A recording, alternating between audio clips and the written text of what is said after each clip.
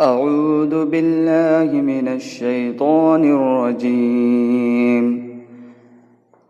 بسم الله الرحمن الرحيم. يسبح لله ما في السماوات وما في الأرض الملك القدوس العزيز الحكيم. هو الذي بعث في الأميين رسولا منهم يتلو عليهم آياته ويزكيهم ويعلمهم الكتاب والحكمة وإن كانوا من قبل لفي ضلال مبين. وآخرين منهم لما يلحقوا بهم وهو العزيز الحكيم. ذلك فضل الله يؤتيه من يشاء والله ذو الفضل العظيم. مثل الذين حملوا التوراة ثم لم يحملوها كمثل الحمار يحمل أسفارا. بئس مثل القوم الذين كذبوا بآيات الله والله لا يهدي القوم الظالمين. قل يا أيها الذين هادوا إن زعمتم أنكم أولياء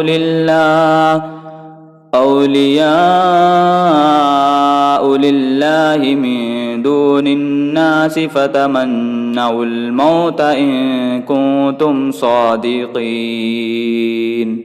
ولا يتمنونه أبدا بما قدمت أيديهم والله عليم بالظالمين.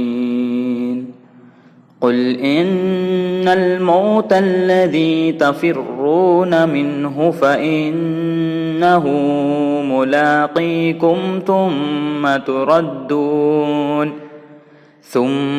تردون إلى عالم الغيب والشهادة فينبئكم بما كنتم تعملون.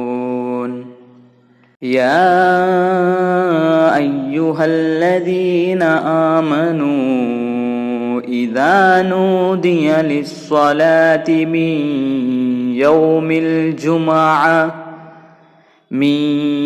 يوم الجمعة فاسعوا إلى ذكر الله وذروا البيع ذلكم خير لكم إن كنتم تعلمون. فإذا قضيت الصلاة فانتشروا في الأرض وابتغوا من فضل الله واذكروا الله كثيرا لعلكم تفلحون.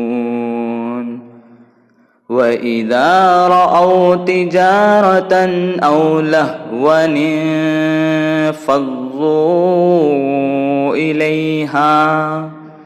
إليها وتركوك قائما. قل ما عند الله خير من اللهو ومن التجارة والله خير الرازقين.